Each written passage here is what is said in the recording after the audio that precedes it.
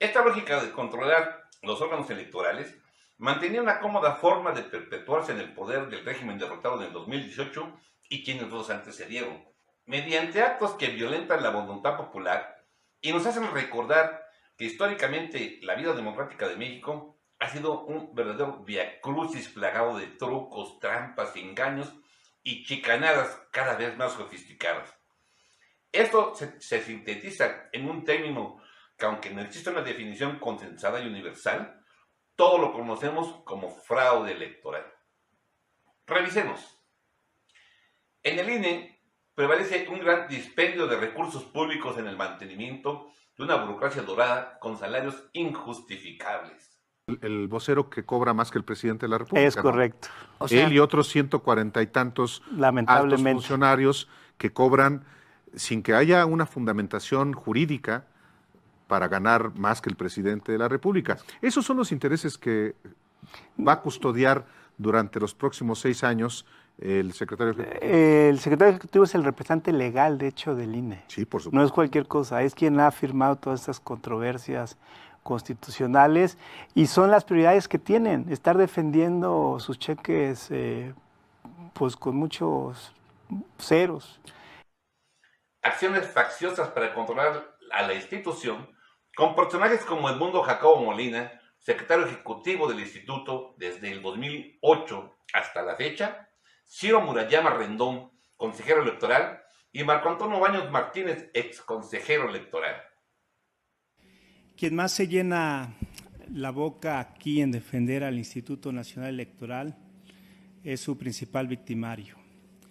Envuelto en una retórica de amenazas al INE y de pretendida defensa de su autonomía, hoy Lorenzo Córdoba pretende la ratificación de Edmundo Jacobo Molina para que sume en el cargo de secretario ejecutivo 18 años. No es de demócratas, consejero presidente, proponer una ratificación del secretario ejecutivo más de 2 meses antes que se venza su periodo, a fin de sustraer de la decisión a 4 consejeras y consejeros que llegarán el 4 de abril. No es propio de quien se dice defensor y hasta teórico del derecho y los derechos proponer este escandaloso fraude a la ley. No es digno de quien se dice consejero presidente del INE traer a sesión un asunto de extrema importancia solo por consideraciones políticas. Tenga la valentía, por lo menos, consejero presidente, de no hacer lo que hoy hace en nombre de la democracia, de la defensa del INE y de la ley. Es cuanto. En un foro del Colegio de México, Lorenzo Córdoba arremete contra la difusión de las conferencias matutinas del presidente de la República, mejor conocidos como las mañaneras. El nuevo conflicto se da a raíz de las declaraciones que hizo el consejero presidente del INE, Lorenzo Córdoba, en un foro del Colegio de México. Córdoba señaló que a partir del 4 de abril y hasta el 2 de junio, periodo que comprenden las campañas electorales, tendría que suspenderse la transmisión íntegra de las conferencias matutinas que ofrece el presidente desde Palacio Nacional. Se ha citado el artículo 209 de la Ley General de Instituciones y Procedimientos Electorales, que señala que durante el tiempo que duren las campañas electorales deberá suspenderse la difusión en los medios de comunicación social de toda propaganda gubernamental. ¿Dónde dice aquí que debe suspenderse la información de los gobiernos? ¿Dónde dice que están prohibidas las conferencias de prensa que realicen los servidores públicos? Hay de por sí un principio legal que dice que donde la ley no distingue no hay lugar a distinción, pero más allá del principio formal sería completamente absurdo que un gobierno, que un gobernante no esté informando a la sociedad mexicana, en este caso, en general, pero más absurdo en una época de pandemia como la que estamos viviendo. Es más, la propia ley establece las excepciones en el caso de la propaganda gubernamental. Autoriza propaganda gubernamental sobre temas de salud, protección civil y educación. Subrayo, temas de salud. Es decir, que el gobierno de la República perfectamente puede, en el marco legal, hacer conferencias de prensa, informar e incluso hacer campañas de difusión de propaganda sobre temas de salud en esta coyuntura.